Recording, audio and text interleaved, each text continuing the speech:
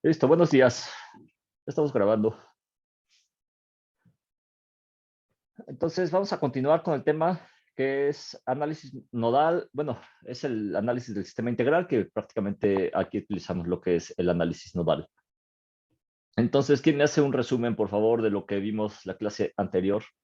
De lo que primero vamos a entender qué es el análisis nodal. ¿Quién me dice qué es el análisis nodal?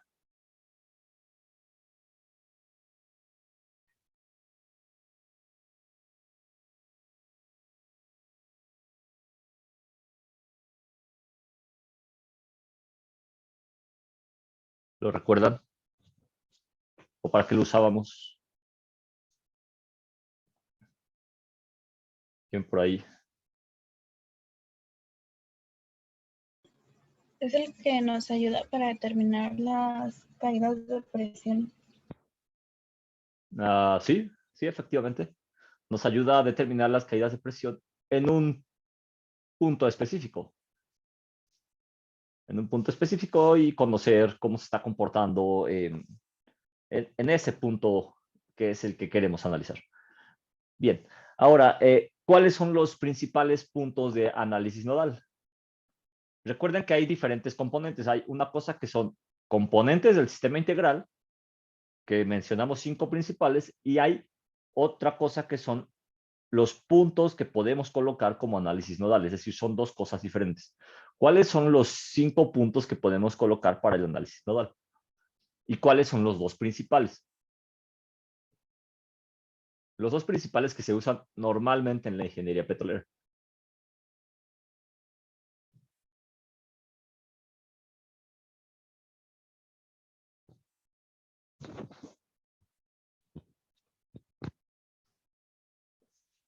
¿Cuáles recuerdan?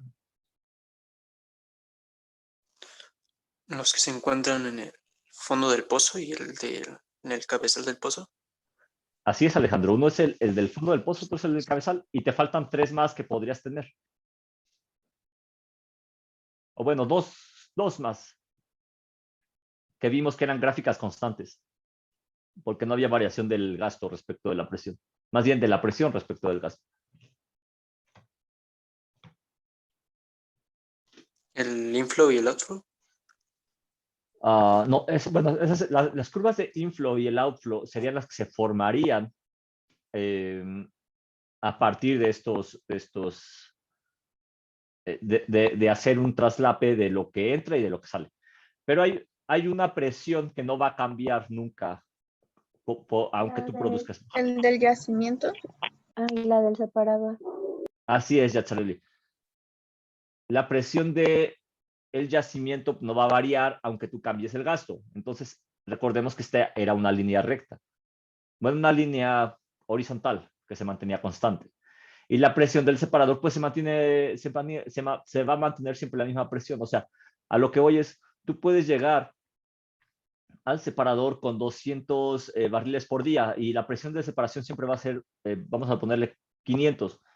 O tú puedes llegar con 1000 barriles por día y tu presión de separación siempre va a ser de 500.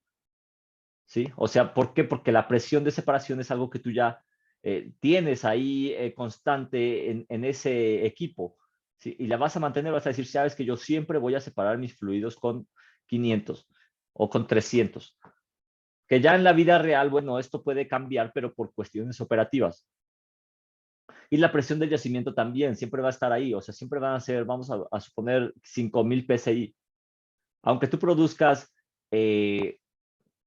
bueno, siempre van a ser 5000 PSI. Y cuando tú lo grafiques, aunque tú grafiques con 200, con 300, con 400 barriles por día, tú vas a seguir teniendo tus 5000 PSI. Caso contrario, este caso contrario ocurre cuando recordemos que ya estamos en el medio poroso, que ya tenemos una caída de presión y ahora sí ya hay una diferencial entre PWS y PWF. ¿Ok? Esto está quedando claro.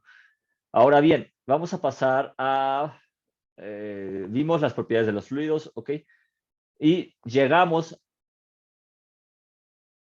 a lo que es el flujo multifásico. Aquí lo que yo quiero saber es, o lo que me gustaría entender es, ¿en dónde pueden ocurrir las caídas de presión? ¿O cuáles son los 5 elementos importantes o elementales, fundamentales, en donde pudieran ocurrir caídas de presión a través del sistema integral? Recuerden 5 elementos principales. ¿Cuáles son?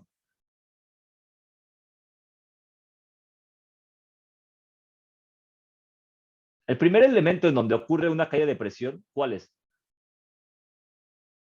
El medio poroso. En el medio poroso, así es. ¿Quién fue? Carlos, creo. Ahora, ¿y el segundo elemento cuál sería? La La tubería de tubería. Así es, la tubería de producción. Tercer elemento, estrangulador. el estrangulador. Ahí ocurre otra caída de presión. Es decir, en el medio poroso tenemos más o menos una caída del 50 al 70% de pérdida de la tubería, de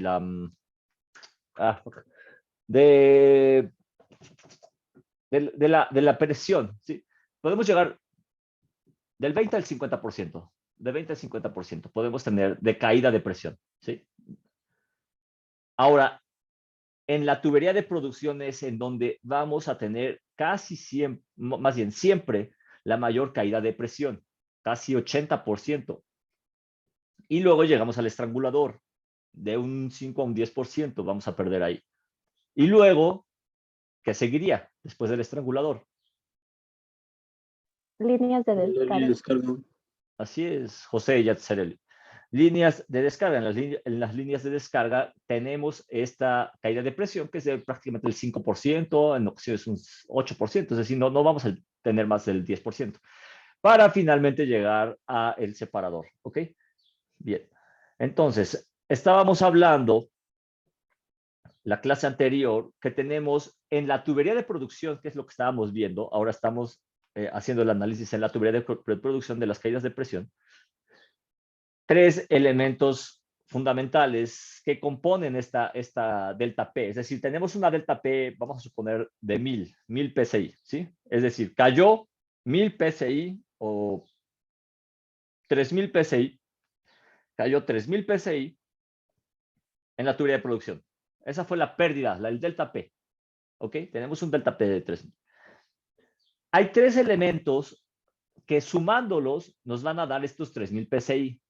¿Sí? Es decir, que hay 3 caídas de presión que nos van a dar la suma total 3000.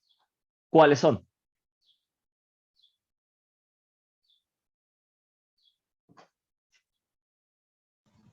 El del separador, línea de descarga y el estrangulador, que vienen siendo las No, que vienen recordemos que ahora estamos en la tubería de producción. Es decir, ahora estamos aquí. Vamos a estar... ¿Dónde estamos? Aquí, en esta parte, en esta sección, tubería de producción. En la tubería de producción, aquí hay 3 elementos que generan caídas de presión. Ya pasamos del yacimiento, ya pasamos de las caídas de presión del yacimiento. Ahora estamos yendo hacia arriba. ¿Cuáles serían esas 3 caídas de presión? 3 elementos.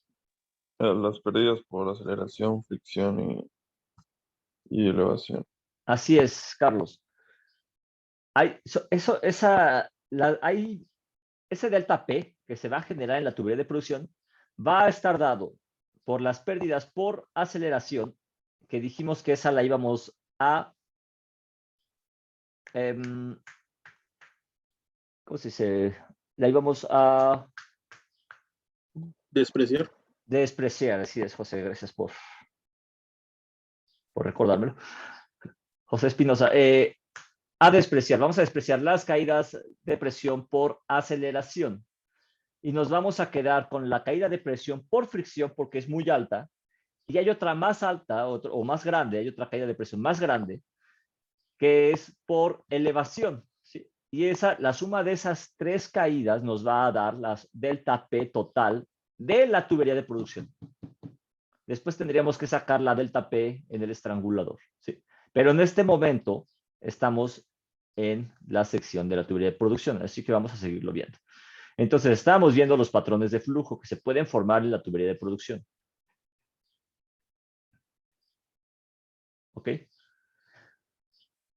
Y la clase anterior vimos en unos videos los efectos que pueden tener el resbalamiento, el colgamiento, las velocidades tanto superficiales actuales de la mezcla, viscosidad de la mezcla, densidad de la mezcla y los patrones de flujo que se pueden formar. ¿Sí? Los vimos en ese video. Entonces, aquí, ahora, lo que vamos a ver es, pues, ¿qué es el colgamiento? El colgamiento no es otra cosa más lo que les explicaba. Si tenemos la tubería, ¿cuál es la sección aludida por parte del líquido? Es decir, si la tubería, tomando un volumen unitario, si la tubería vale, por ejemplo, vamos a poner que sea 1, o bueno, aquí lo ponemos como 1, lo tenemos como 10.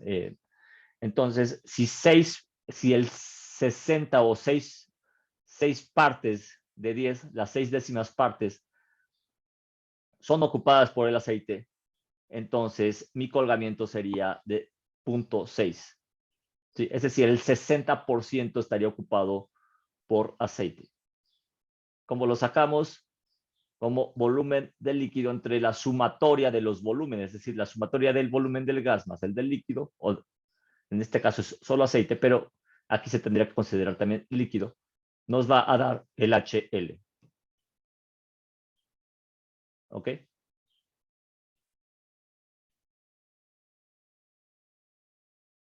Ahora bien, esto también se puede analizar de forma transversal, es decir, también tenemos un área y el porcentaje que ocupe el líquido de esa área, pues va a ser lo que consideraremos como colgamiento.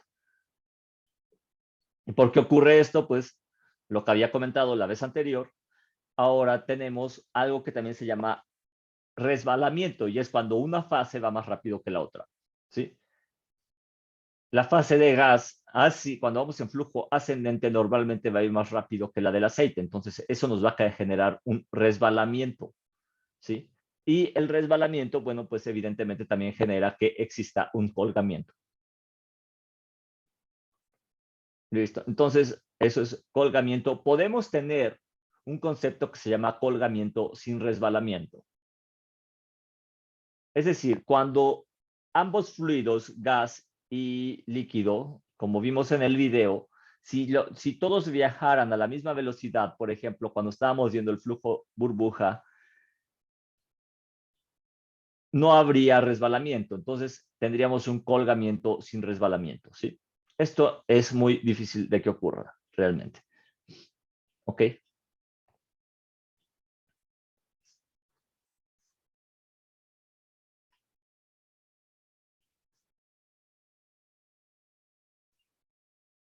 Bien, entonces las velocidades superficiales, si alguno recuerda, ¿alguien recuerda qué eran las velocidades superficiales o en dónde se tomaban estas velocidades superficiales?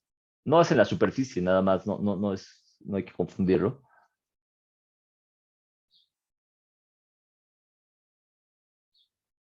Me parece que en el contacto entre dos fases, ¿no, profesor? Creo que es dentro de la tubería, ¿no, profesor? Así es, Rodrigo fue Montufar y fue Vadillo, ¿verdad? ¿O quién fue? Sí, profe. Sí, Vadillo. No, en realidad ocurre, sí, como dice Montufar, dentro de la tubería, o sea, en alguna profundidad de la tubería, o sea, en algún punto, ya sea desde que inicias en frente de los disparos, a los 3.000, 4.000 metros, 5.000 metros, o mientras vas subiendo, es decir, tendrías que meterle, recuerda, en comportamiento de yacimientos, ¿cómo lo hacían para tener condiciones de yacimiento?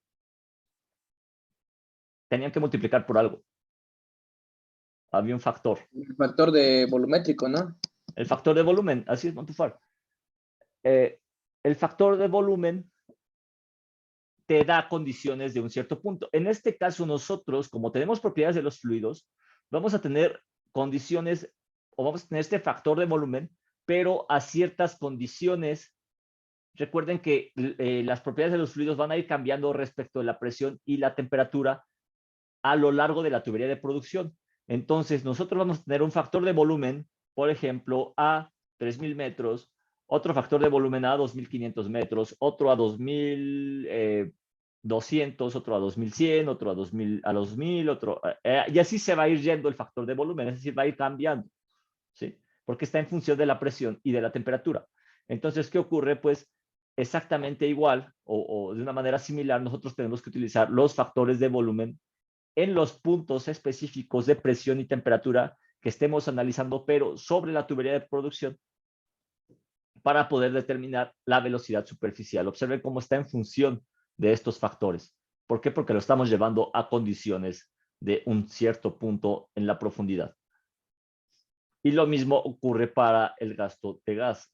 Aquí lo que estamos usando es la relación gas-aceite sobre relación de solubilidad. ¿Ok? Listo. Entonces, velocidad superficial del líquido es la velocidad del líquido, el gasto del líquido, perdón, sobre el área de lo que es la tubería. Eso es en cuestión de áreas. Se puede hacer en cuestión de volúmenes. Y luego, gasto del líquido por el colgamiento, entonces nos va a dar la velocidad actual. ¿Sí? Y la velocidad de la mezcla pues va a ser la suma de las velocidades. Recordemos que tenemos dos fluidos, tenemos líquido y gas y vamos a sumar estas dos velocidades. Ok, entonces la velocidad de la mezcla es velocidad superficial del líquido más la velocidad superficial del gas. Y las densidades, aquí lo que estamos haciendo es, tenemos la densidad del aceite, tenemos la densidad del agua, y si nosotros multiplicamos estos factores por la fracción de aceite y la fracción de agua, entonces vamos a tener la densidad del líquido. Y lo mismo va a pasar cuando tengamos colgamiento. Yo les voy a dejar un ejercicio para que queden más claros estos conceptos. ¿Sí? Y lo mismo que son las viscosidades de la mezcla.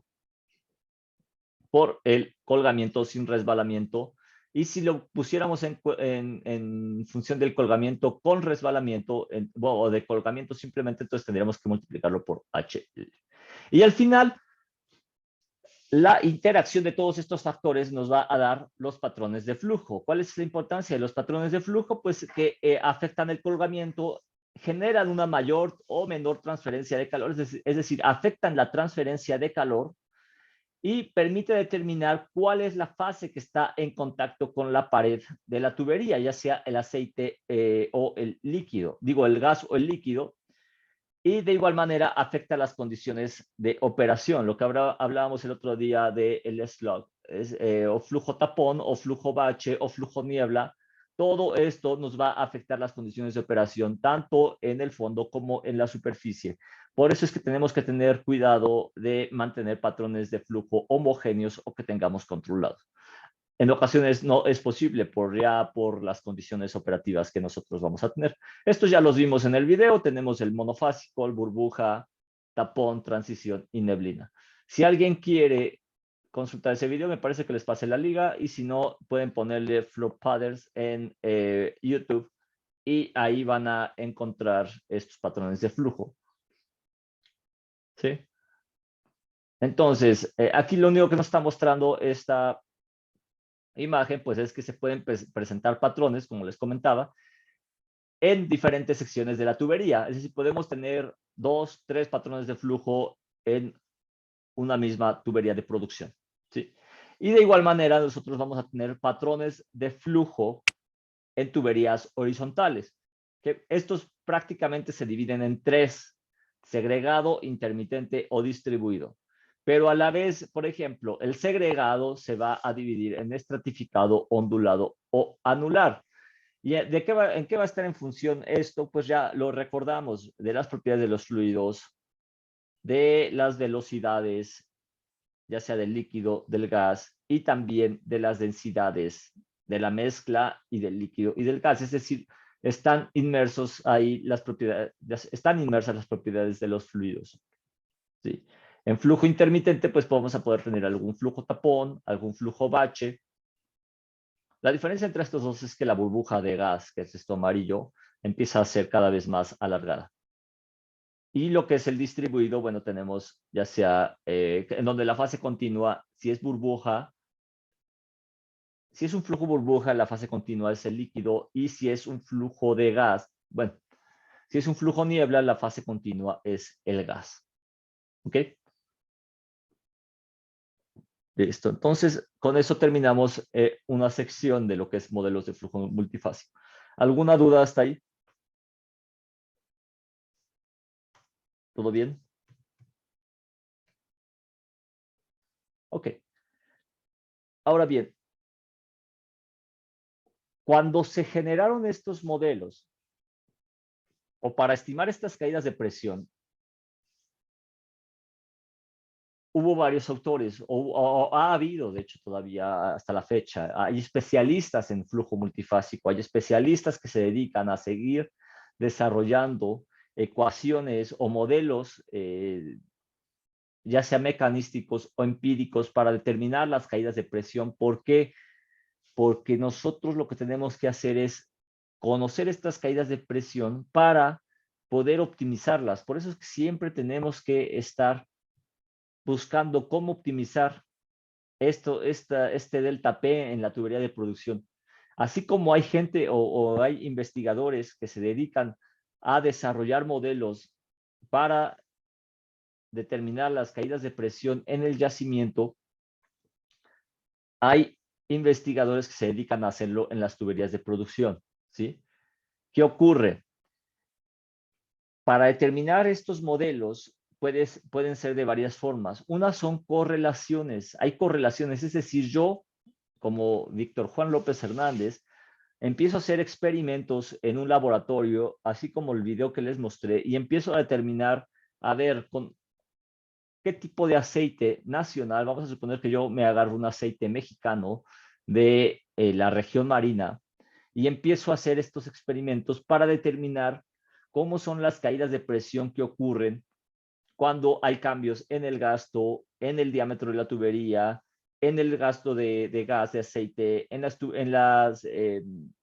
propiedades de los fluidos, etcétera. Entonces, a eso le vamos a llamar correlaciones, y estas correlaciones se pueden desarrollar para pozos o para ductos. O si llega alguien que dice, ¿sabes qué? Yo puedo desarrollar un modelo matemático que involucre todos estos factores, pero sin tener que hacer los experimentos. ¿Qué ocurre? Entonces desarrollas un modelo y puedes tener de tres tipos: exactos o rigurosos, o basados en los promedios de variables de flujo en el espacio. O simplemente desarrollas también modelos mecanísticos. Cada uno va a tener sus ventajas y sus desventajas. Los modelos matemáticos son más costosos y cuesta más el desarrollo, que esa sería como la principal desventaja, y es el desarrollo del modelo, pues llega a ser también bastante tardado. Las correlaciones, como tú lo estás haciendo directamente en el laboratorio, estás viéndolo físicamente cómo está ocurriendo, entonces pues llega a ser más rápido. Sin embargo, está acotado a un rango, ¿sí? ¿Por qué? Porque si yo tomo nada más aceites, por ejemplo, de la región marina, o solo el aceite de Kumalopsat, entonces mi correlación solamente va a estar enfocada en tipos de aceite como los de Kumalopsat, ¿sí? Si yo tomo un aceite como los de, por ejemplo, aguas profundas hacia el Golfo de México, del lado, no sé, hacia lo que es el cinturón plegado de Perdido, entonces a lo mejor mis correlaciones van a estar acotadas únicamente a este tipo de aceites. Por eso estas tienen un rango de acotación. Los modelos matemáticos tienen un rango mucho más amplio, pero son más costosas, ¿sí? Y a esto es a lo que voy, es decir, estos son los límites que yo pudiera tener. Vamos a suponer que yo desarrollé una correlación, pero el factor de volumen únicamente puede cambiar entre 1.2 y 1.5, es decir, sería este el rango. Si yo empiezo a tener factores de volumen de 1.7, de 1.8, de 2.0, entonces yo ya voy a tener mucha incertidumbre y ya voy a tener resultados que pues realmente no van a ser representativos de lo que me está dando la correlación, ¿ok? ¿Cuáles correlaciones tenemos en flujo vertical? algunas de estas son un ejemplo y mucho más correlaciones que se pueden ir modificando. Entonces está Duns and Ross, Arkichesky, Hagedorn and Brown, Bex and Brill, Mukherjee and Brill y Gray, ¿sí? ¿Cuál es la parte importante aquí? Que cuando ustedes estén haciendo un análisis nodal, un desarrollo más bien, un modelo de simulación, la parte importante aquí es que ustedes sepan aplicar correctamente la correlación de flujo multifásico. Es decir, cada correlación está realizada para diferentes cosas. Hay veces en las que una o dos o tres correlaciones se pueden ajustar al mismo tipo de fluido. Eso está perfecto, ¿no? Si eso ocurre. Pero, por ejemplo, Mukherjee and Brill, esta es para gas y condensado. Y Bex and Brill es para aceite negro, ¿sí? Entonces, ustedes no pueden hacer un análisis utilizando ambas correlaciones. Es decir, no pueden analizar, por ejemplo, un aceite negro como el de Q, ¿sí? El del campo Q. Y no le van a meter Mukherjee and Brill porque este es para gas y condensado. Si ustedes hacen eso, entonces estarían cayendo en un error garrafal, ¿sí? Entonces, tienen que tener mucho cuidado con este tipo de cosas. Les voy a dejar un ejercicio que va a ser para que resuelvan estas correlaciones y sepan utilizar bien estos conceptos que estamos viendo, ¿sí? Para el caso de las correlaciones de flujo horizontal, tenemos también otros autores que es Lockhart and Martinelli, Bex and Brill, Mukherjee and Brill también, Dockler es también otro autor, Flanagan, Eaton y Olimens, ¿ok? Son autores que desarrollaron sus correlaciones y que pues se pueden aplicar, por ejemplo, en diferentes partes, pero por ejemplo, la de esta correlación de Eaton no es aplicable con ángulos de inclinación en comparación con Bex and Brill, que sí es aplicable para cualquier ángulo de inclinación, ¿sí? Entonces, tienen que tomar siempre en cuenta este tipo de limitantes o de restricciones para las cuales fueron desarrolladas las correlaciones de flujo multifásico. ¿Qué es esto? ¿Qué se les ocurre que sea esto?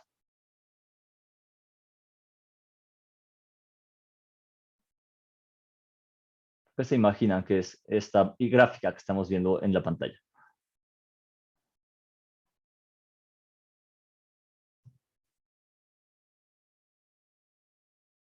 Observen que hay de este lado es elevación. Adelante, Elevación José. contra presión. Elevación contra presión. ¿Qué te representa, José? Esto. La elevación contra la presión. A las pérdidas por elevación. Sí, pero por ejemplo, cuando tú tomas, cuando tú en mecánica de fluidos, ustedes acaban, ¿sí son las pérdidas por fricción? ¿La carga? La carga hidrostática, sí, también va por ahí. Tenía un nombre, ¿recuerdan la presión por longitud o bueno, por profundidad? Es decir, PSI por pie, por ejemplo. ¿Qué es eso? ¿Cómo se le llamaba?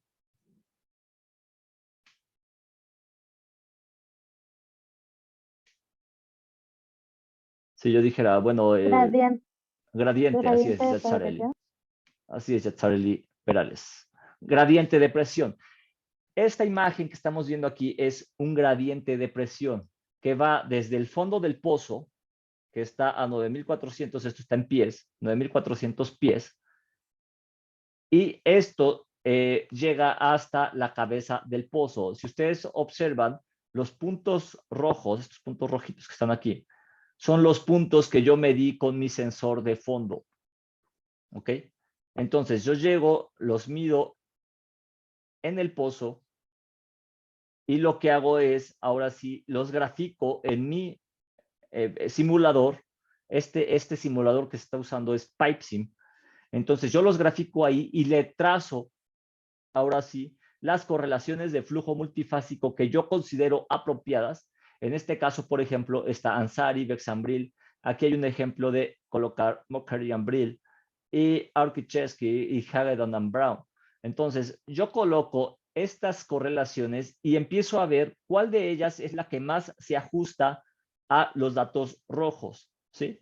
Entonces, observen cómo hay unas correlaciones que no se ajustan. Por ejemplo, esta de Arkichevsky, que es la azul cielo, azul celeste, no se ajusta. O esta gris, que es Bexambril, tampoco se ajusta.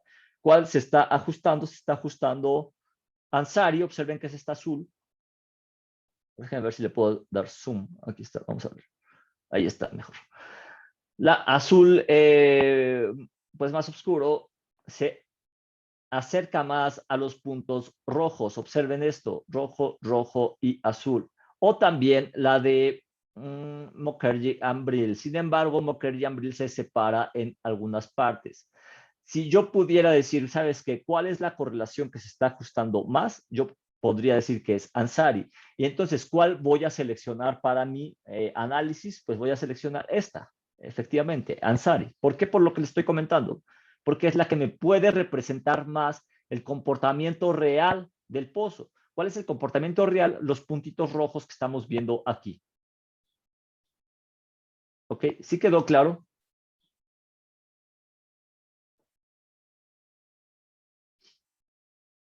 Sí, entonces, lo que yo les voy a dejar va a ser este ejercicio. Es un ejercicio que se encuentra en el libro de productividad de pozos.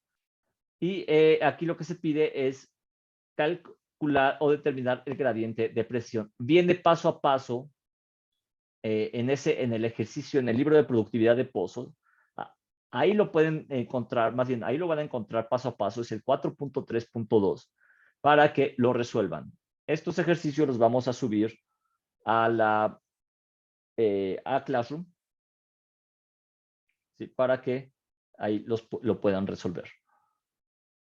Recuerden entregarlo en tiempo y forma. Si se atrasan un minuto en la entrega, ya no se vale, o ya no es válido ese ejercicio. Sí. Entonces, Profe, suban. una Dame un segundo, José, por favor. Entonces, suban las cosas en tiempo y aquí yo les voy a poner cómo deben subirlo y para cuándo deben subirlo. Ok, adelante, José, por favor. En el caso de la serie, que no se modificó la fecha y era para el domingo. No, que ya la modifiqué al final. O sea, si es para el domingo, o sea, la fecha es para el domingo a las 23:59, ¿no? Entonces, pues así queda, o sea, esa es la fecha límite. Si lo entregaste antes de esa hora, pues no tendría que haber ningún problema. O sea, si lo entregaste el lunes a la 1 de la mañana, pues ya no aplica. ¿Sí? Listo. Ahora, nada más para que tengan esto en mente, ¿cómo se usan estos mapas? Porque a lo mejor los van a tener que utilizar durante el ejercicio. Hay unos modelos matemáticos con los que ustedes tienen que calcular NLV, que es el número de... es un número dimensional. Y hay otros que le van a tener que calcular uno, o sea, NGV, por ejemplo, para obtener NLV, o viceversa, NLV para obtener NGV. ¿Ok?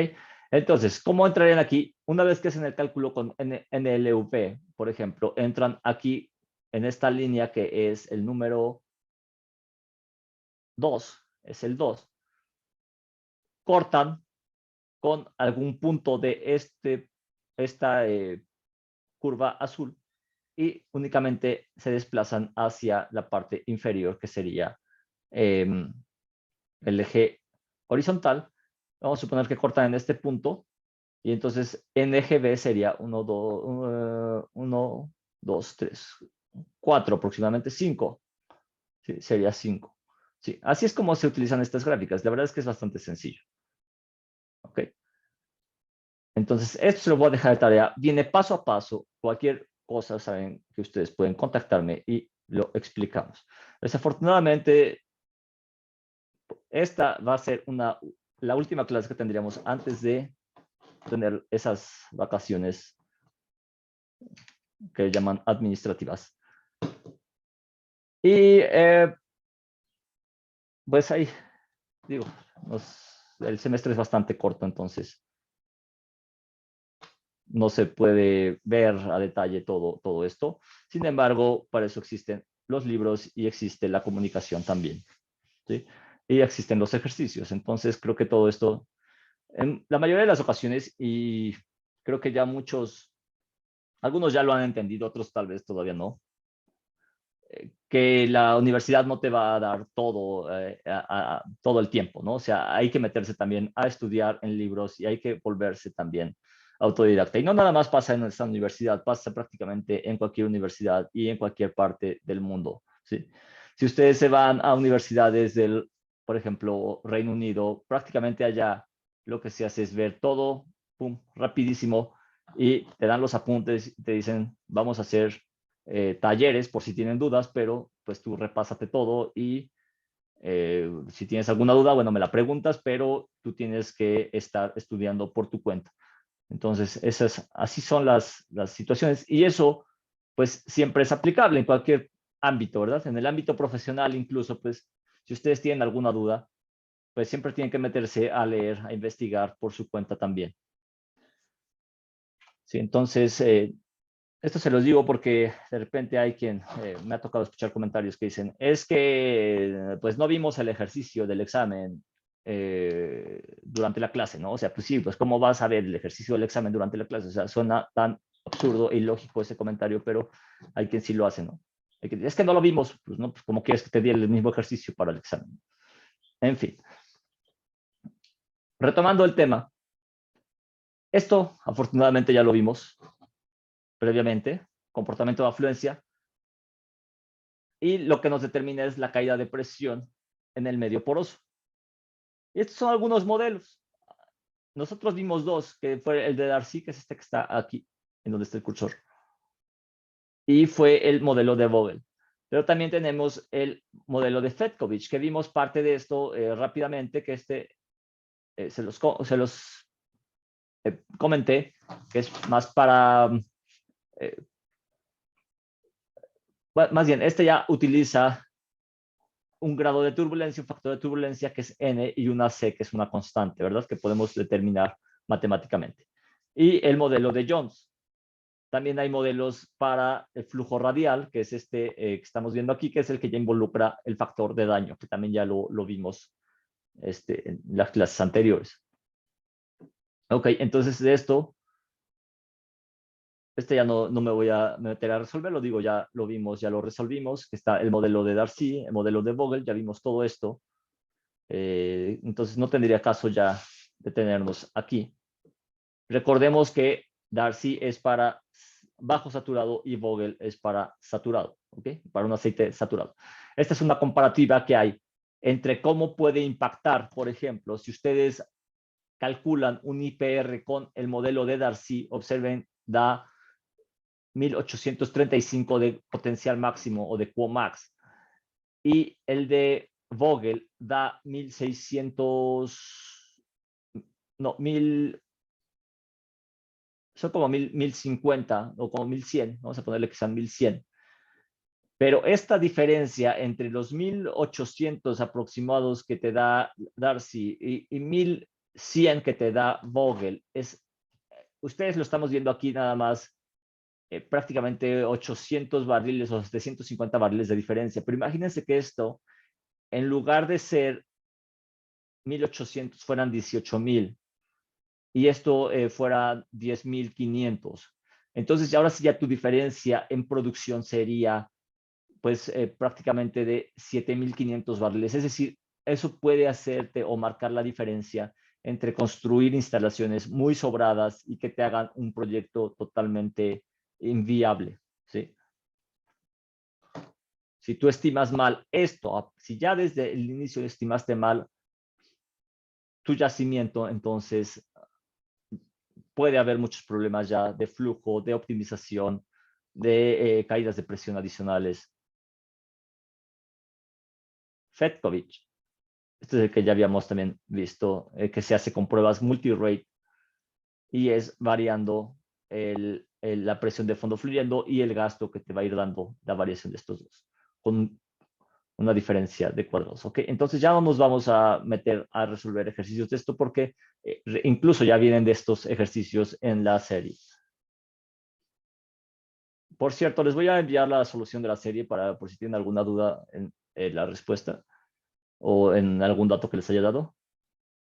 Creo que eso siempre ayuda. Esto son curvas de gradiente. Esto se usaba hace muchos años. Esto realmente ya no se usa. O sea, nada más se los platico porque es importante aquí nada más saber cómo es el concepto de las curvas de gradiente.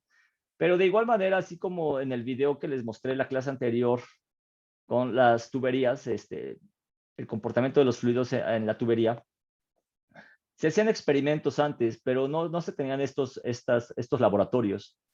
Y antes lo que se hacía era trazar estas curvas, que eran como curvas tipo. Entonces, cada uno de estos autores desarrollaba sus propias curvas y lo que hacía era, por ejemplo, aquí dice tubing size, vamos a darle zoom. Por ejemplo, decía, ¿sabes qué? A ver, yo con un diámetro de tubería de 3.9, voy a utilizar un gasto de líquido de 10,000 barriles por día, sin corte de agua, con una gravedad o un gas con gravedad específica de 0.65 y un aceite con gravedad API de 35, con un fluido agua de gravedad específica de 1.07 a una temperatura de 150 grados Fahrenheit. Ok, entonces lo que decía era, ¿sabes qué? Ahora lo que yo voy a variar va a ser la relación gas-líquido que está aquí, o sí, la relación gas-líquido. Y comenzaba a hacer variaciones, por ejemplo, esto va de 0, 100, 200, 300, 400. Entonces empezaba a hacer estas curvas a estas condiciones, pero empezaba a variar las relaciones gas-líquido. ¿Para qué era eso? Para que yo, que quiero estimar, por ejemplo, mi presión de fondo fluyendo, pues llego y entro con estos 12, o sea, a lo que me refiero es, selecciono 12, dice 100 psi, entonces son 1200, utilizo mi presión en cabeza, digo, a ver, 12, y entonces bajo y vamos a suponer que yo tenga 50 pies cúbicos por barril de relación gas-líquido. Entonces ya selecciono mi gráfica. Estas gráficas las encuentran en un libro que se llama Kermit Brown. Entonces ya selecciono mi gráfica, llego aquí, corto con estos 50, me desplazo a la izquierda, suponiendo que yo esté a 3,000 metros de profundidad, entonces yo sumo estos 3,000, de este puntito que dice que son como 3,400, ahí le sumo 3,000 metros más, es decir, me darían 6,400, es decir, bajamos, entonces nos iríamos a, contamos 1,000, 2,000, 3,000, ¿ok? Y ahora sí, entonces decimos, a ver, 3,400 por acá, vuelvo a cortar aquí, corto ahora con mis 50 pies cúbicos por barril y me desplazo hacia arriba. Y entonces ahora lo que me está dando aquí es la presión de fondo fluyendo, ¿sí? Es decir, lo que yo estaría haciendo es esto. Verán esto.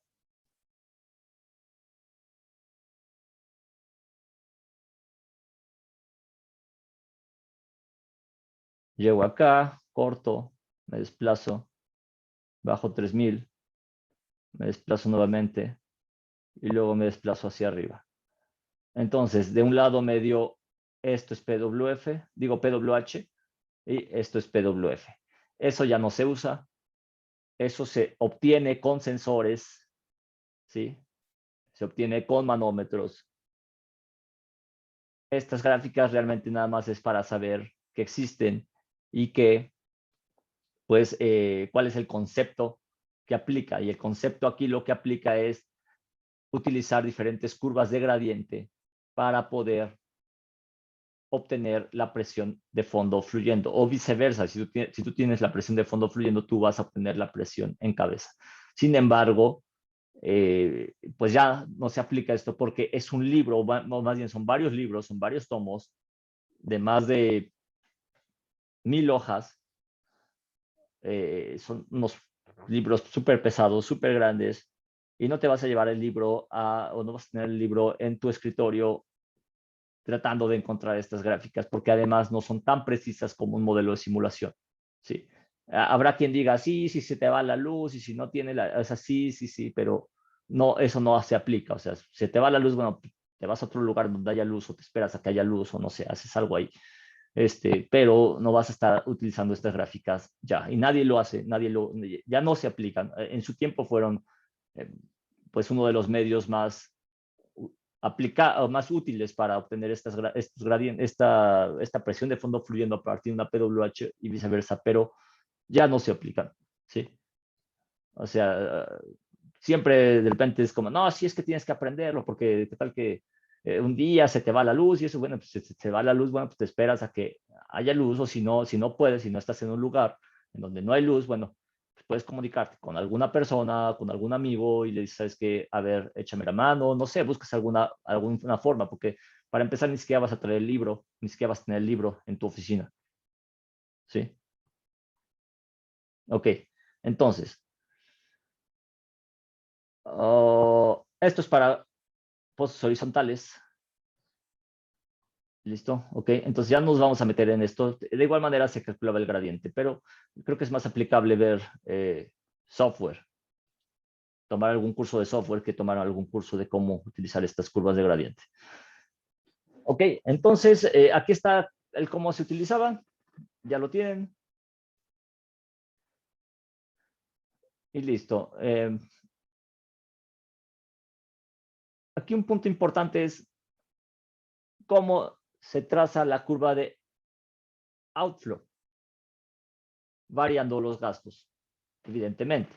Entonces, si nosotros tuviéramos un análisis nodal con nodo solución en el fondo del pozo, nosotros tendríamos que trazar para la curva de inflow diferentes gastos, como ya lo habíamos visto. Y para lo que es el caso del outflow, también tendríamos que utilizar diferentes gastos a diferentes presiones, ¿sí? Ahora, ¿recuerdan cuando teníamos el nodo solución en el fondo del pozo, cómo se calculaba la curva de outflow? ¿Qué presión o cuáles presiones estaban involucradas? Para el inflow teníamos una presión que era la PWS. ¿Y cuál otra estaba involucrada?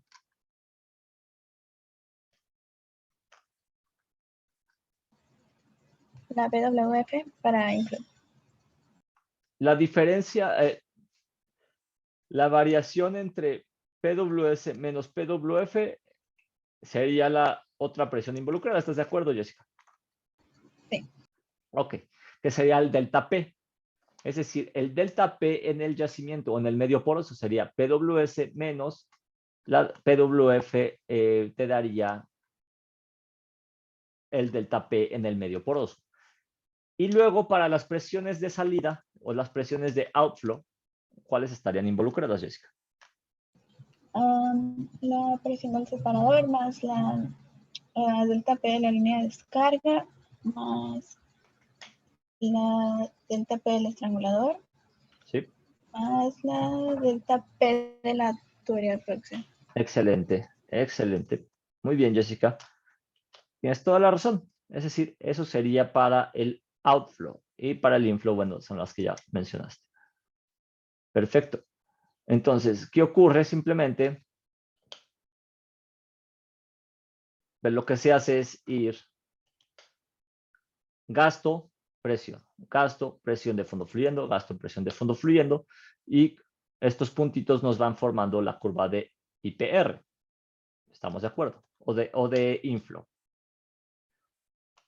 Normalmente, cuando aquí algo que tienen que entender es que a lo mejor todavía no les queda claro, es cuando nosotros estamos hablando únicamente de IPR, pues es eso, la curva de IPR.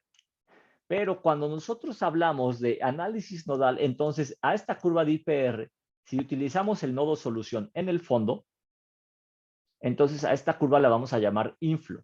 ¿Sí? Es decir, inflow va a ser ya sea la curva que se forma por la caída de presión en el medio poroso, o si yo colocara en el nodo solución, si yo colocara el nodo solución en cabeza, yo tendría una curva de inflow también, pero que consideraría el delta P en la tubería de producción.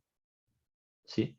Esto es para que no vayan a confundir inflow con IPR siempre, o sea, que vayan a decir, pues es que es lo mismo. No, no es lo mismo, o sea, depende de cuáles presiones estén involucradas. ¿Ok? Esto no me gusta mucho llamarle el término oferta, de hecho, yo creo que le voy a quitar eso. En fin. Se lo voy a quitar de una vez porque luego se me...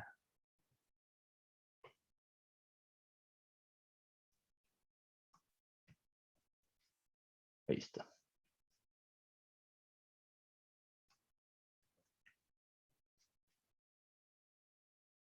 Listo.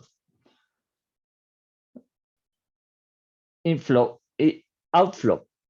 Ok, el outflow prácticamente involucra pues las presiones que ya comentó Jessica, ¿sí? La intersección, este puntito amarillo, ¿qué representa?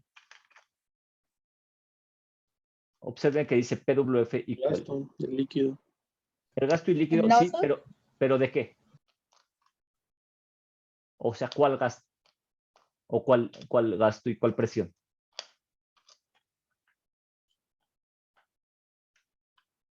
O sea, este puntito azul, por ejemplo, representa un gasto y una presión. Este puntito rojo también. Pero este punto amarillo tiene una representación más específica.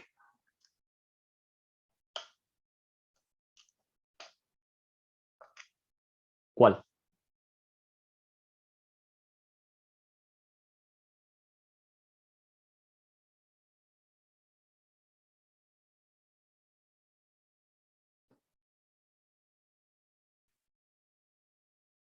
¿Cuál se les ocurre?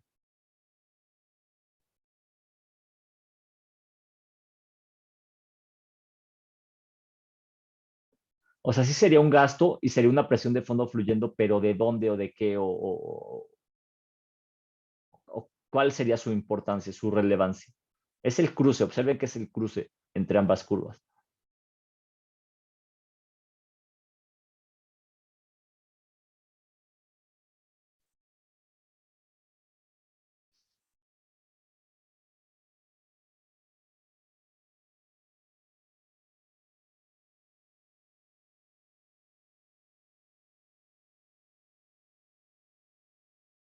¿Nada?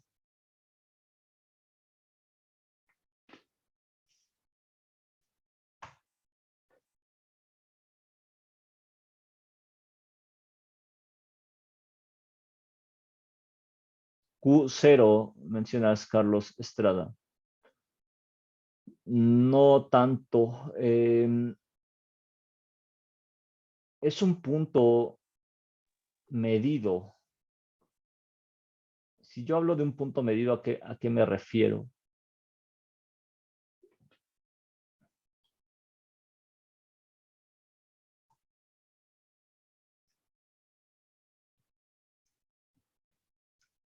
¿Qué se les ocurre?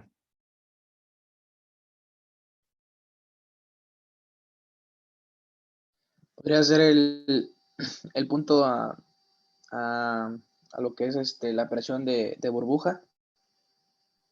No, no tanto, Montufar. Vamos a suponer que yo estoy en campo. Yo estoy en campo y déjenme ver. Y utilizo un... Aquí está. ¿No es el punto, profesora, en el que el yacimiento deja de fluir naturalmente? El punto en el que yacimiento, ¿quién fue? No vi tu nombre. Víctor, ¿verdad? Sí, fui yo. Víctor, sí. El punto en el que el yacimiento deja de fluir de manera natural es cuando esta curva azul, qué bueno que mencionaste eso, Víctor, cuando esta curva azul ya no se corta o ya no se cruza con esta curva roja. Es decir, la curva de inflow ya no corta con la curva de outflow. Vamos a verlo. Si esta curva de inflow ya no corta con esta curva de outflow. ¿A qué me refiero con que ya no corta? Que cuando yo haga mi trazo de curvas con gastos y presiones, si la curva me da así, aquí ya no hay flujo natural. Aquí el pozo ya no fluye. ¿Sí? ¿Qué tendría que hacer? Meterle ya un sistema de recuperación, como un sistema artificial o algún método de recuperación secundaria o mejorada. ¿Ok? Pero ¿qué ocurre si sí se cortan como en esta parte?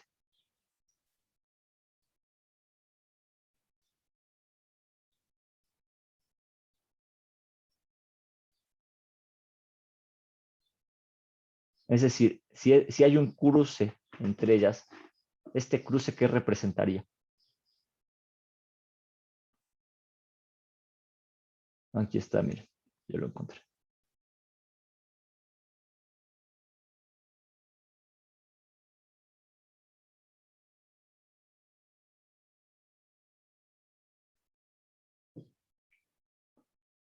Esto es un separador trifásico, horizontal.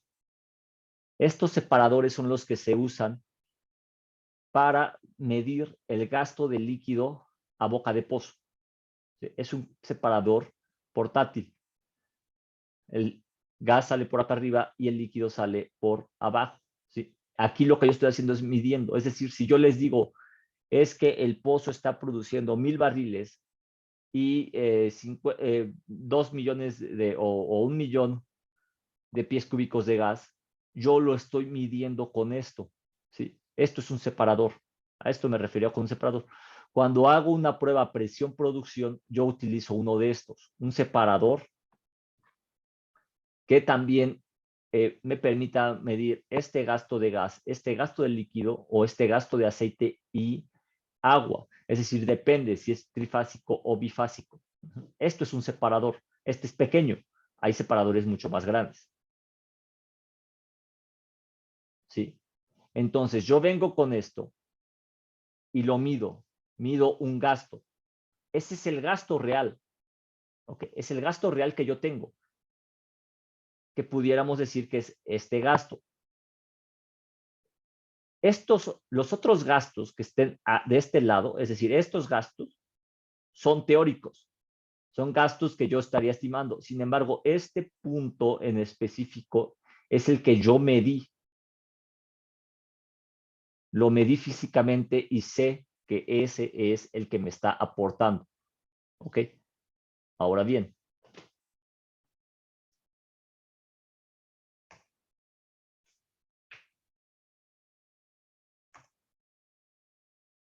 Y si yo vengo y ahora llego con mi slick line.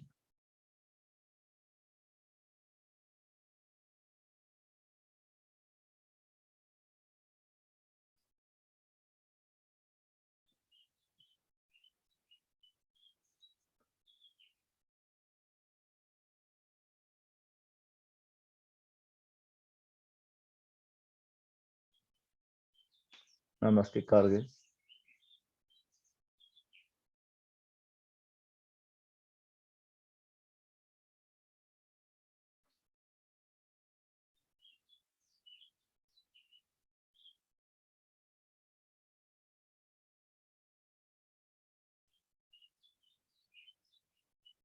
Llego con mi herramienta slick line o con mi línea de acero.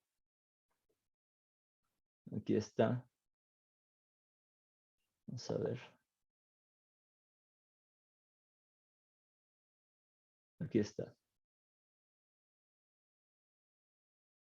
Con esta línea de acero y yo bajo un sensor hasta el fondo y mido la presión de fondo fluyendo.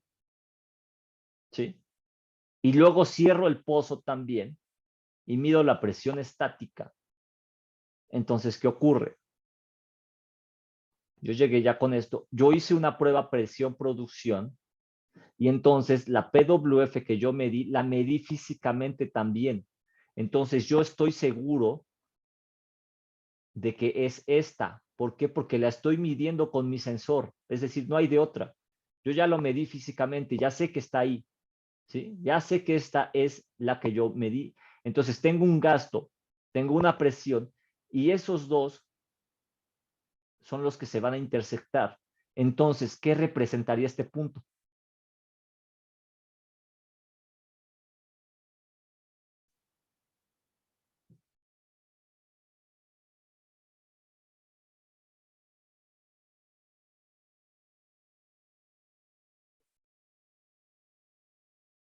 Con lo explicado. ¿No serían las condiciones actuales de producción, profe? Así es, Montúfar, las condiciones actuales de operación. No lo confundan con el punto óptimo. El punto óptimo puede variar, a lo mejor yo estoy produciendo, sí, yo no sé si estoy produciendo óptimamente, pero lo que sí sé es, como dice Montúfar, las condiciones actuales o las condiciones operativas, las condiciones a las que se encuentra produciendo el pozo. Muy bien, Montúfar. Entonces, ese es el punto. ¿Sí? Este es el punto operativo. Este punto yo lo puedo modificar. ¿Cómo? ¿Por qué? Porque este tiene un diámetro de estrangulador que yo puedo variar y puedo mover, ya sea, si yo amplío el estrangulador, me va a dar mayor gasto. A lo mejor esto se mueve para acá. Entonces yo tendría otra condición de operación. Si yo reduzco el gasto, a lo mejor esto se mueve para acá. ¿Sí? Tendría otro punto más de operación. Es decir, este es el punto de operación, o el punto operativo. ¿Ok? Hay algo que llamamos flujo en estranguladores. El flujo a través de estranguladores lo que nos hace es también una caída de presión. Aquí el punto importante es que siempre nosotros tenemos que mantener algo que se llama flujo crítico. El flujo crítico ocurre cuando esta presión corriente, o que sería esto que dice aquí PE, sería la presión en la línea de descarga. Esta presión en la línea de descarga sobre la presión en la cabeza tendría que ser la relación entre estos menor a 0.52. ¿Qué quiere decir esto? Que la presión en la cabeza siempre tiene que ser al menos 2 veces mayor que la presión en la línea de descarga. ¿Para qué? Para tener flujo crítico. Ok. ¿Por qué queremos tener flujo crítico? Porque el flujo crítico nos ayuda a, uno, aislar todo lo que yo haga corriente abajo, es decir, todo lo que yo mueva en el separador, no me va a afectar corriente arriba, es decir, lo que venga de abajo del yacimiento hacia arriba. Eso es una.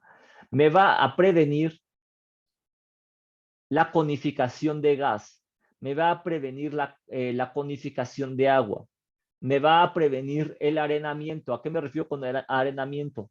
Recuerden ustedes que si llegan y fracturan un pozo hidráulicamente y ustedes le abren al estrangulador mucho, va a generar un delta P muy grande. Y lo que va a provocar es que todo ese apuntalante sea expulsado. ¿Ok? Entonces, eso se tiene que evitar. La otra es arenamiento, si el yacimiento tiene arenas deleznable, si es un yacimiento con presencia de finos, eso pudiera generar también un delta P muy grande si ustedes abrieran mucho el estrangulador y hacer que pues prácticamente estos finos se muevan muy rápido. Ok, lo que es conificación, aceite, agua, eso ya se los mencioné. Y aislar y a la vez optimizar la condición operativa. ¿Sí? Eso es lo que se busca. ¿A qué me refiero con optimizar? Pues es lo que yo mencionaba acá arriba, ¿sí? A lo mejor el punto óptimo no es este que está aquí en la línea roja, sino es reducir ligeramente el estrangulador para reducir el gasto y que no decline tan rápido la presión. Yo siempre tengo que buscar la optimización de la presión. Este es un análisis de estrangulador con nodo solución en la cabeza. Observen cómo es la curva. La curva no se parece a una IPR. ¿Por qué? Porque tiene el nodo en la cabeza. Y este análisis es para diferentes diámetros de estrangulador. También se realizó en PipeSim. El diámetro óptimo. Entonces, vamos a suponer que la condición de operación esté por acá. Ese sea el punto operativo, ¿sí? Entonces, yo como ingeniero de productividad estoy viendo cuál sería el diámetro óptimo. ¿Qué tengo que hacer? Tengo que analizar si le subo el diámetro de estrangulador o se lo bajo, ¿ok? Si se lo bajo, me iría hacia el lado izquierdo. Si se lo subo, me iría hacia el lado derecho. Para mí, como ingeniero de productividad, un diámetro óptimo de estrangulador podría ser este de 3/8. Un diámetro más grande, como este de 1/2, me podría generar mucho efecto de colgamiento y resbalamiento. ¿Cómo voy a saber esto también? Con mi simulador. En este caso, yo hablo de PipeSim, pero puede ser cualquier otro simulador como Prosper, ¿sí? Entonces, puede haber varios simuladores, o más bien hay muchos simuladores que han desarrollado las empresas como Schlumberger, como Halliburton, como Baker, como Petex. Es decir, hay muchos simuladores, ¿sí? Y todo es con el objetivo de poder identificar cuál es el diámetro óptimo. Entonces, no nada más se trata de ver la curvita y decir, bueno, cuál es el óptimo, cuál no. Es lo como alguna vez alguien comentaba, decía, entonces nada más con la curva lo veo. Sí, con la curva, pero esta curva está formada por caídas de presión, ¿sí? Las caídas de presión que ya hemos visto en la tubería de producción, y ahora vamos a ver caídas de presión en el estrangulador, ¿ok? Aquí están lo que les comentaba sobre los puntos importantes de los estranguladores.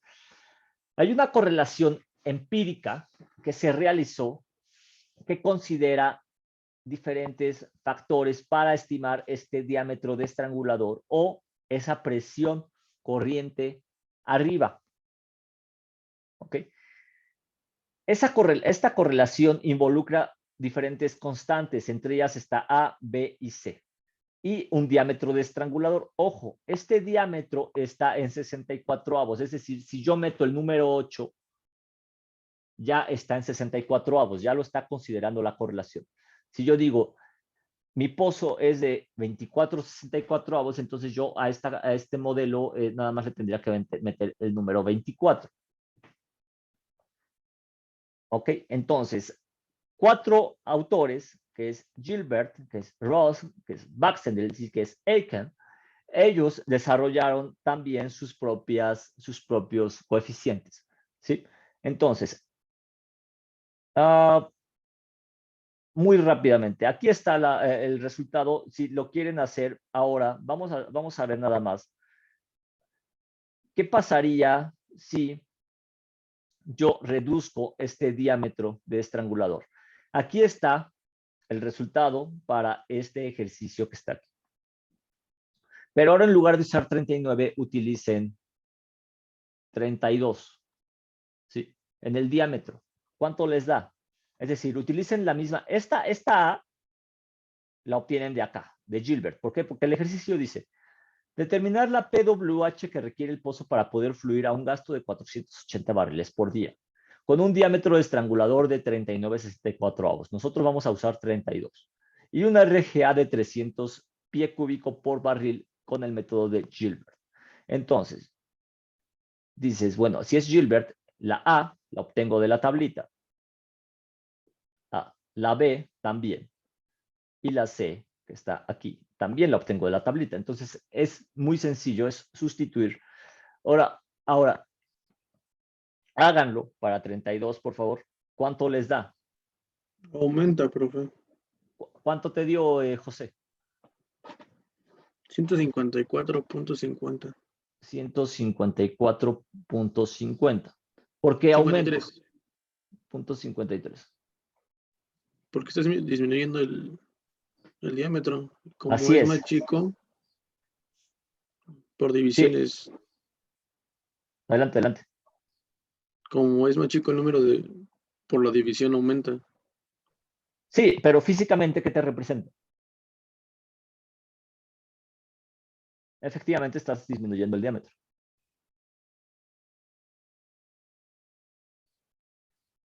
Y sí, efectivamente, es, en cuestión de relación de modelo, sí, acá abajo lo disminuyes, te va a aumentar, pero físicamente, ¿qué estaría representando? ¿O por qué estaría pasando?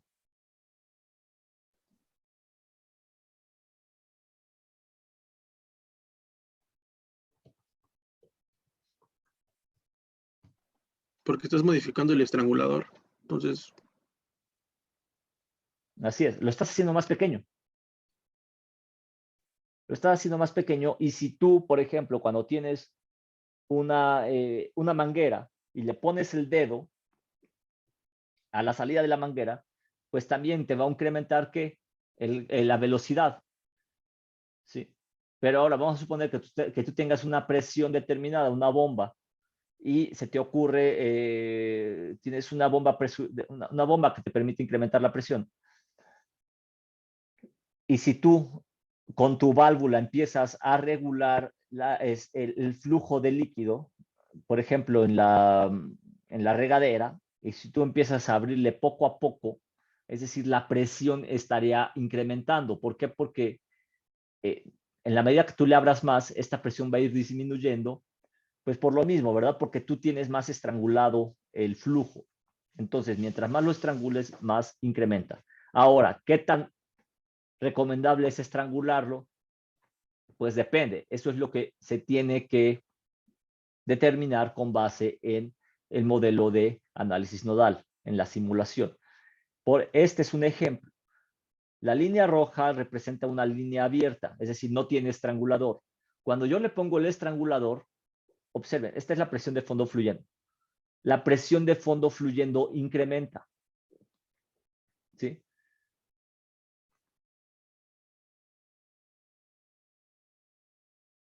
Dice estrangulador. Ok. Vamos a dejarlo así, después le cambio este término. La presión de fondo fluyendo incrementa, pero disminuye el gasto. ¿Por qué? Pues porque yo estoy poniendo una restricción. Sin embargo, aunque disminuya el gasto, ¿me conviene o no me conviene? Lo que yo tengo que ver como ingeniero es si es conveniente. ¿Por qué? Porque yo lo que quiero es optimizar. ¿Cuánto? Pues ahí sí ya depende. En muchas ocasiones una mala práctica, y de hecho se sigue haciendo desafortunadamente en México y en varias partes del mundo, pero hablo sobre todo de México, es que por el afán de querer extraer un volumen muy alto de hidrocarburos, sobre todo hoy en día que dependemos del hidrocarburo todavía, del petróleo, y en la búsqueda de recuperar esta producción nacional, se están sobreexplotando los pozos y lo que se está haciendo es, pues, ábrele lo más que se pueda al estrangulador y sácale en el corto plazo lo más que puedas de producción. En una manera, pues, que realmente, pues, es algo que simplemente se están agotando el yacimiento de una manera rápida, de una manera irracional. Y cuando tú extraes muy rápido el aceite en un yacimiento, no estás maximizando el factor de recuperación. Lo que estás haciendo es dejar aceite entrampado y el aceite entrampado en un yacimiento ya no lo recuperas prácticamente con nada. Que le metes métodos de recuperación secundaria, ok, puede ayudar. Que le metes EOR, sí puede ayudar, pero dejaste mucho aceite entrampado y eso no maximiza el factor de recuperación. En Estados Unidos la regulación es diferente. La regulación, de hecho, está limitada a que tú no puedes producir más allá del 5% de lo que te pueda dar el índice de productividad. ¿Sí? Si tú produces más, esto está cayendo fuera de la regulación y es sancionable. Desafortunadamente, aquí en México, la regulación también busca maximizar este factor de recuperación e incluso la ley de hidrocarburos te lo dice, maximizar el factor de recuperación. Desafortunadamente, a muchas empresas, pues esto a veces es difícil de auditar, sobre todo porque son muchos campos, pero las empresas están produciendo más allá de lo que se pudiera, de lo que permitiera la maximización del factor de recuperación, y pues eso genera que a lo mejor en el corto plazo pareciera que estamos recuperando hidrocarburos o una producción de petróleo. Sin embargo, ¿a qué costo? ¿A qué costo estamos nosotros manteniendo esta producción de petróleo? Por eso es importante la diversificación de las energías, ¿sí? La diversificación en petróleo, la diversificación con energías renovables, la diversificación en diferentes fuentes de energía. Mientras esto se logra, bueno, pues tenemos que seguir viviendo de este petróleo, ¿ok? En fin, eso fue un paréntesis. Ok, entonces esto es un estrangulador. El estrangulador está adentro del cabezal y esto es un estrangulador. Así, esto es un estrangulador extraíble. Ok, el estrangulador está en esta parte, es decir, este es el cabezal, esto blanquito. Este es el cabezal y el estrangulador está aquí, adentro. No lo pueden ver por fuera. Esta es una valvulita que permite tomar muestras. Esta es una válvula. Entonces, el estrangulador, ustedes lo enroscan en esta parte, que le llamamos porta estrangulador o porta choke. Las aplicaciones del análisis nodal, esto si ustedes llegan a la parte de productividad de pozos, a producción, a diseño también de sistemas artificiales, a diseño de fracturamiento, diseño de acidificación, van a tener que utilizar el análisis nodal. Yo lo que les recomendaría es, si ustedes pueden tomar algún curso de, ya sea PipeSim, Prosper, de lo que sea, pero cualquiera, sobre todo estos dos que son los más comerciales, tómenlo. La SPE da cursos gratis. Un curso normalmente te cuesta si te sale barato, más de 5,000 pesos. Si te sale caro, pues puede costarte hasta $10,000. Depende del tipo de curso. También hay cursos avanzados, cursos básicos. Entonces, si ustedes pueden tomar el curso, tómenlo gratis con la SPI. Y si no, busquen alguna otra forma de poder aprender este análisis nodal. Y que mínimo tengan algunas herramientas para poder, pues, meter las manos cuando ya entren a la industria, ¿sí? Entonces, ¿qué permite? Optimización de sistemas artificiales, evaluar procedimientos de acidificación, de fracturamiento, de densidades de disparos, bueno, de sistemas de disparos, tiempos de producción. ¿Qué se necesita? Mientras más información tengas, mejor será tu análisis. Por eso es que siempre se necesita historia de producción de fondo y cabeza, historia de presiones, registros de presión producción, PVT, históricos de intervenciones, estados mecánicos actualizados y validados. Y siempre es importante validar la información. ¿A qué me refiero con validar? Es como cualquier cosa, cualquier cosa que ustedes encuentren en las redes sociales. Yo no creo que ustedes, como ingenieros, futuros ingenieros, se vayan con todo lo que les dicen en las redes sociales. Yo creo que ustedes lo primero que hacen es también, bueno, voy a confiar en esto, sí o no. Es decir, si hablan de información seria. Si viene alguna noticia petrolera, no la tomen nada más. O sea, obviamente ustedes no van a decir, no sé, vendieron Pemex. Y van a irse nada más con lo que ven en el video, con lo que ven en la noticia y decir, ya vendieron Pemex, y van a estar compartiendo esa noticia. Yo creo que ustedes, como futuros ingenieros, lo que harían sería ver por qué dices que vendieron Pemex e investigar si en verdad lo vendieron o a qué se refiere con eso que vendieron. ¿Sí? Eso es validar la información. Y lo mismo es con esto. O sea, si yo te digo que la presión de fondo, vamos a suponer que tú tengas siempre presiones estáticas de 5,000 PSI, 5,000 PSI, y va bajando 4,900, 4,800, 4,700 cada mes. Y de pronto un día te llega un operador y te dice, oye, es que ahora yo encontré que la presión estática es de 6,000 PSI.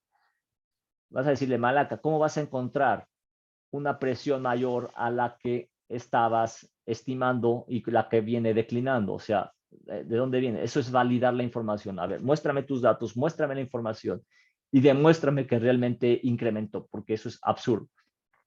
Y eso ocurre, aunque ustedes no lo crean, eso ocurre.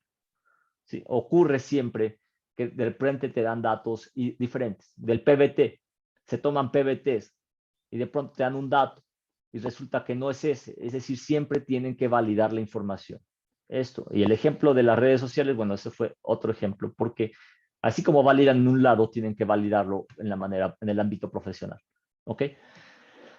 Entonces, este es un ejemplo de cómo se hace el análisis nodal.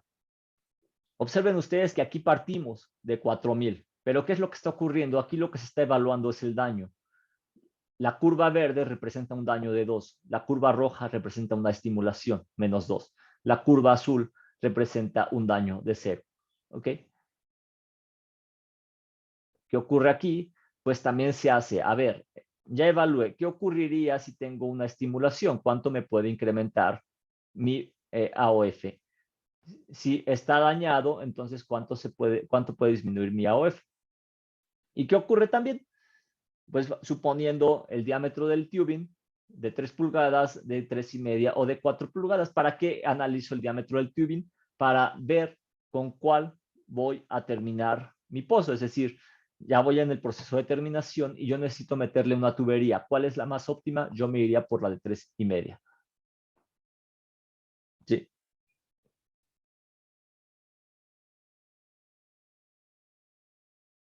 Algunos análisis, esto se hace, por ejemplo, considerando tuberías de producción telescopiadas. Observen ustedes que con el aparejo integral de 3,5, que es esta naranjita, no hay flujo, prácticamente va a dejar de fluir mucho antes. Si yo le metiera esta en color azul o en color gris, vamos a suponer esta en color gris que es telescopiada, todavía tengo cruce. Recuerden que el cruce representa que todavía hay flujo, ¿sí? La naranja ya no tiene flujo. ¿Pero por qué pudiera ser? Porque el diámetro es tan grande que las caídas de presión ya son muy altas. Una tubería telescopiada, 3,5 en la sección de 3.000 y por 217 metros de 2,7 octavos, reduce esas caídas de presión y entonces pues me ayuda a tener mayor capacidad de flujo. ¿Ok? Entonces todavía tengo flujo aquí. Sin embargo, observen que mientras más se acerca a esta que parece palomita, mientras más se acerca a dejar de cruzar con la línea roja, lo que nos va a indicar es que pues va a dejar de fluir pronto. Entonces, ¿qué tengo que hacer? Meterle un sistema artificial o meterle algún método. ¿Para qué? Para que esta curva baje y pueda seguir teniendo flujo, ¿sí? Mientras haya cruce y mientras esta curva de inflow esté alejada de la de outflow, voy a tener flujo. No nos vamos a meter tanto en esta parte de sistemas artificiales. Esto lo podrán ver también en el siguiente curso. Al final, este es el análisis que se hace con Pepsi, el cruce entre inflow y outflow. Del lado derecho de la palomita voy a tener flujo estable. Me refiero al lado derecho, si ustedes vemos en el punto de inflexión. Del lado izquierdo, flujo inestable. ¿Ok? Flujo estable. En el flujo estable gobiernan los efectos de fricción. Los efectos de colgamiento. En el flujo inestable gobiernan los efectos de fricción. Sí. Ok, perdón. Del lado izquierdo gobierna el resbalamiento y colgamiento y del lado derecho gobierna la fricción. Es decir, aquí gobierna la fricción. Sí, del lado derecho.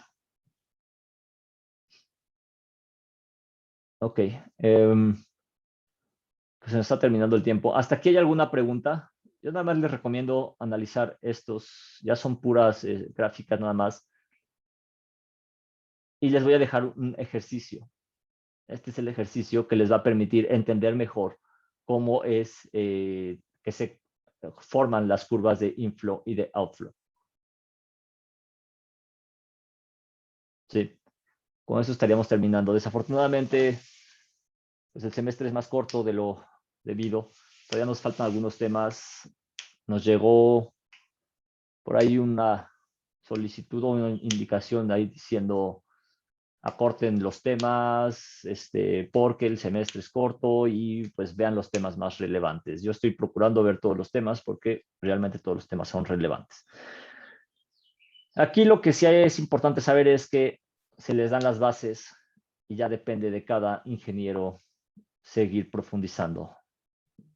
Es decir, no se vaya nada más con, ok, ya lo que esto me dieron, y cuando ustedes lleguen al mundo laboral no van a llegar y a decir, es que mi profesor no me lo dio. Eso sería absurdo. Y al único que le echarían la culpa pues, sería a alguien que ni siquiera va a ser el que va a competir por un puesto. ¿Sí? ¿Hay alguna duda? ¿Quedó alguna duda? No, profe. Listo. Entonces, yo les voy a dejar unas tareas. Afortunadamente, les voy a dejar un video. Afortunadamente, grabo las clases también. Entonces, les voy a dejar un video sobre curvas de declinación. Esto es para que ustedes puedan darle un repaso rápido a las curvas de declinación. Y como sea, nos van a quedar 2 clases más después de este periodo, pero vamos a seguir viendo. Les voy a dejar algunas tareas. Recuerden que ustedes pueden contactarme, pueden mandar correo, y de ser necesario, pues podríamos realizar alguna clase para ver algunas dudas durante este periodo. El examen no va a ser la siguiente semana.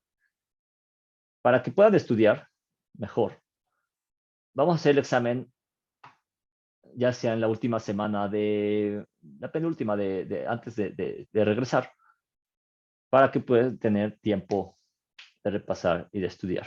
¿Ok? Entonces, vamos a tener 2 exámenes parciales nada más. Y ya de ahí, pues tendríamos el examen final. Los porcentajes van a seguir siendo iguales. Adelante, Vadillo. Ajá, le iba a preguntar si el examen va a venir hasta comportamiento de afluencia o hasta análisis nodal. No, en el primer examen, déjame ver cómo estamos en tiempo. Mira, yo creo que el primer examen sería comportamiento de afluencia, daño. Este fue análisis nodal.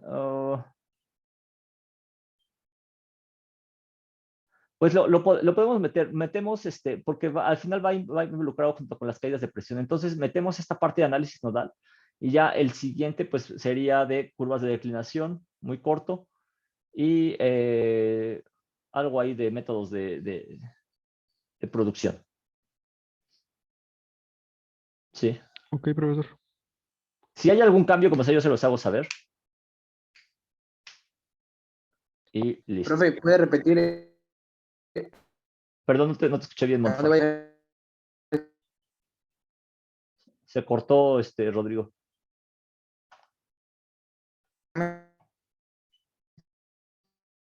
No sé si es mi internet o es el...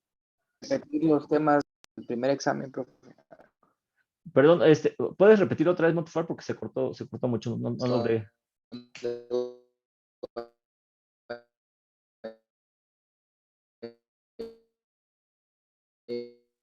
Creo que es el audio del compañero porque yo también lo escucho cortado. Sí, No sé si lo podría escribir. sí, mejor mándalo por mensaje, por favor, lo digo porque no se escucha.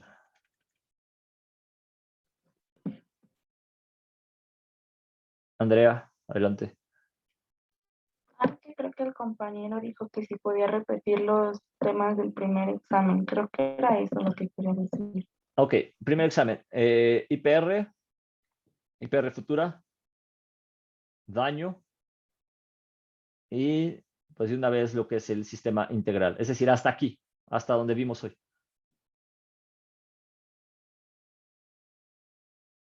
Entonces, para dar tiempo para que estudien, sería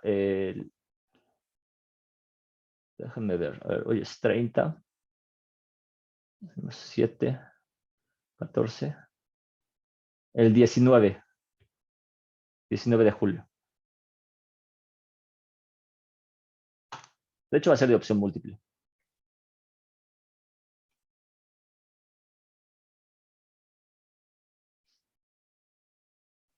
Disculpe, profe. Adelante, Noc. El examen, bueno, ¿va a ser en una plataforma o nos va a mandar algún archivo? No, va a ser, si acaso les mandaré el examen, pero va a ser en Google. en Google Forms. Ok, gracias. Sí, y ya de ahí pues va a ser más fácil. Adelante, Jessica. ¿Dijo 19 de julio? 19, sí, 19 de julio.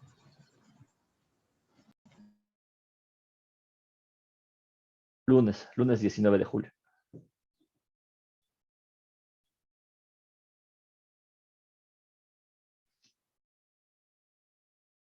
¿Algo más? Profe, entonces usted todavía nos indicaría, ¿no? Por cualquier cosa, o nos recordaría. Lo voy a colocar en Classroom. Coloco ahí la fecha del examen. Y ya pues para que ustedes entren. Sí, pero sería, o sea, tentativamente está esa hora, ese día ahí ya. ¿Cómo se va a aparecer en Classroom?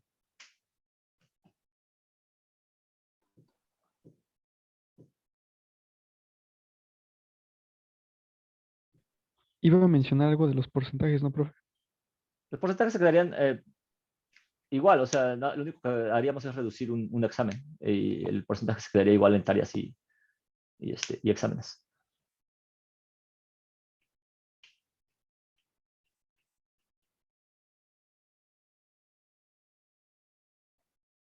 ¿Algo más? ¿Alguna otra pregunta?